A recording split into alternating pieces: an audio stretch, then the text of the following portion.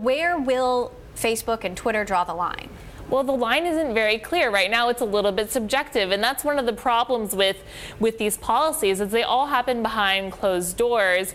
And while Facebook will say that it's always had a very consistent policy against this kind of hateful behavior, those policies tend to be enforced when users report them. And we were talking about Facebook groups earlier. Groups are these places that sort of hide outside of the content moderation on Facebook because it's like-minded people talking to each other. It's a place where these kinds of stories can go viral, the memes related to the alt-right, they can go viral there, and then people might not report each other and to the content moderators to take it down. So let's talk about what Uber and Airbnb are doing, because how do you tell if a guest is a racist or a passenger is a racist? Uber has told its drivers they don't have to pick up racists.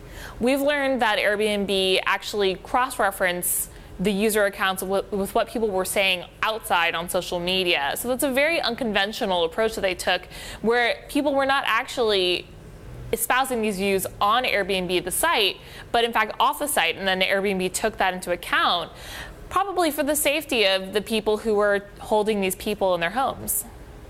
Now, we have also been talking about PayPal cutting off relationships when it comes to payments on their site. Apple cracking down with Apple Pay. Tim Cook did send an email to employees yesterday saying, "I disagree with the president and others who believe that there is a moral equivalent between white supremacists and Nazis and those who oppose them by standing up for human rights. Equating the two runs counter to our ideals as Americans." Where does it stop?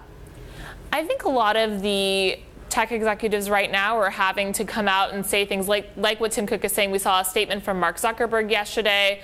We even saw the Cloudflare CEO, who's coming on next, talk about the fact that it's very difficult now when you have these ideas being propagated on your platform. You do sort of have to think, okay, well, where do we fit into this? Are we a tool that's helping this grow? And I think a lot of the executives are grappling with it, and it's a subjective problem right now.